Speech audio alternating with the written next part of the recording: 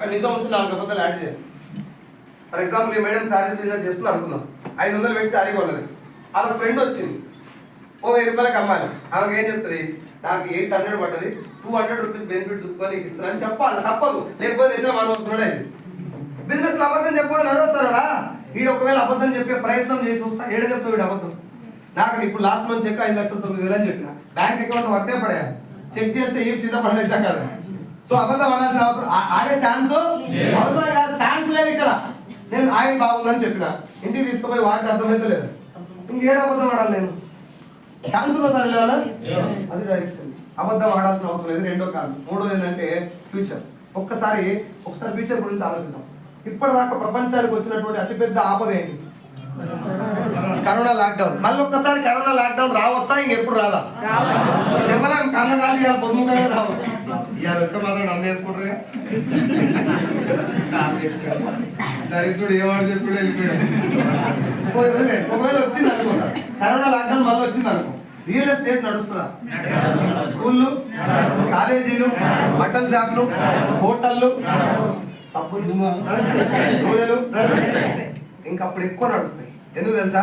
సంపాదిస్తానికి వేరే ఛాన్స్ లేదు. ఆర్డర్ మొత్తం ఎడుకుంటారు, షాపులు రా ఇంట్లో ఉంటా. చేసే పెద్ద పని ఏంటిది? యూట్యూబ్ ముందర పెట్టుకొని వచ్చిన చేసే మన మీద ప్రయోగం చేస్తాం. వంట చేస్తే కాయలు కావాలి.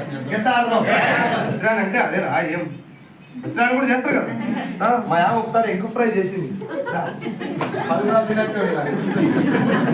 సో మనిషి భూమి మీద బతికుండి వాడు స్నానం చేసి బోధింటే చాలు, ఈ బిజినెస్ డోకా నాకు అర్థమైన పాయింట్. ఇంకేం చూడాలి సార్ అంటే చెప్పండి. ఒక బిజినెస్ మ్యాన్ గా బిజినెస్ స్టార్ట్ చేయాలనుకున్నప్పుడు పెట్టుబడి అడుగుతలేదు, నేను ప్రొడక్ట్ అమ్మమని చెప్పలేదు. నేను ఇంట్లో ప్రొడక్ట్ వాడుకున్నది ఎలా ఉందో 10 మంది చెప్పమని చెప్తున్నాను. పోనీ నీకు ఎవరికైనా 100 మంది జాయిన్ చేయి, మంచికి ఇస్తా అని చెప్పినా మరి చెప్పుకుంటా వెళ్ళు. వచ్చిన వాళ్ళు బిజినెస్ లో స్టార్ట్ అవుతా ఉంటారు, వాళ్ళు ఎంత కొంటారో దాన్ని బట్టి కమిషన్ ఇస్తా అని చెప్పారు. మీకు ఏమైనా షాప్ పెట్టి అమ్మన్నారా? ఎవ్రీ మీటింగ్ వచ్చి రోజు పొద్దుగా అటెండెన్స్ చేసుకోమని చెప్పిరా, అలా ఏరియాలో నిలవని చెప్పిరా, ఓ 1000 మంది కలవమని చెప్పిరా. నీకు ఎంత టైం ఉంటే అంత. రోజుకు 1 గంట ఉందా? ఓ 2 ప్లాన్ చెప్పు. 2 గంటలు ఉందా? ఓ 3 గంటలు చెప్పు. లేదు వారానికి 6 రోజులు పని చేస్తా, రోజు పొద్దుగా లేచి వెస్టేజ్ పట్టు. ఫైనాన్షియల్ ఫ్రీడమ్, మనీ ఫ్రీడమ్ ఉంది, టైం ఫ్రీడమ్ ఉంది. బాస్ లేడు అన్నిటి మించి.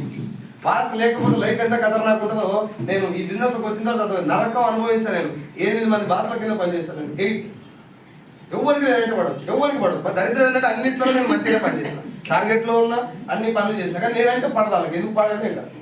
నన్ను తీసేమని కంపెనీకి మెయిల్ పెట్టిన మొత్తం వరకు కూడా నేను చాలా ఆ పైన వాళ్ళకి నా గురించి తెలుసు కాబట్టి తీయలేదు. పాపం కష్టపడ్డా సార్, చాలా పని చేశాను. అక్కడ చేసినా ఇక్కడ కూడా కష్టపడ్డా, కానీ నాకు కష్టం నచ్చలేదు చాలా మంది. ఇప్పుడు చాలా మంది బాస్లకు ఏం కావాలి? గంట కొట్టాలి రోజు పొద్దుగా. నువ్వే దేవుని, నువ్వే రావు అని. మనకి రాదు, అది రాకనే నీకు బాధ. మీకు రిక్వెస్ట్ చేస్తున్నా, ఇక్కడ ఎవరికి భజన చేయాల్సిన అవసరం లేదు, ఎవరికి డబ్బు కొట్టాల్సిన అవసరం లేదు. రంజిత్ సార్ లాంటి ఒక గ్రేట్ లీడర్ ఉన్నప్పుడు ఆయన మంచితనం గురించి మనం మాట్లాడుకోవడం, డబ్బు కొట్టడం కాదు, అంతవరకు ఓకే. రంజిత్ సార్ చెప్పిన మీకు ఎవరికైనా ఇప్పుడు నా గురించి చెప్పాలి, నా పాట పాడాలని. ఈజ్ లైక్ ఒక హ్యూమన్ బీయింగ్ లైక్. ఒక 7 లక్షలు వచ్చిన వ్యక్తి అంత సాధారణ స్థాయిలో ఉండడం ఫస్ట్ టైం నేను రంజిత్ సార్. అట్లాంటి లీడర్ గురించి మనం 10 నిమిషాలు ఇక్కడ మాట్లాడడం తప్పలేదు. బాస్ ఎందుకు చెప్పాలా? ఎందుకంటే రేపు ఇంక్రిమెంట్ ఇస్తా, సంతకం పెట్టాలంటే ఆయన గురించి ఏం లేపాలి. అవతల పోయి పొట్టు తెచ్చుకున్నా కానీ ఇప్పుడు లేపాలి. ఈ పరిస్థితుల నుంచి, ఆర్టిఫిషియల్ లైఫ్ లో నుంచి బయటకు వచ్చా. ఫస్ట్ ఆఫ్ ఆల్ లేదు, ఎవరికి డబ్బు కొట్టలేదు, ఎవరి దగ్గర సలాం కొట్టాల్సిన అవసరం లేదు. We have to do our duty. ఏం చేయాలి ఇక్కడ? నా లైఫ్ ఇది.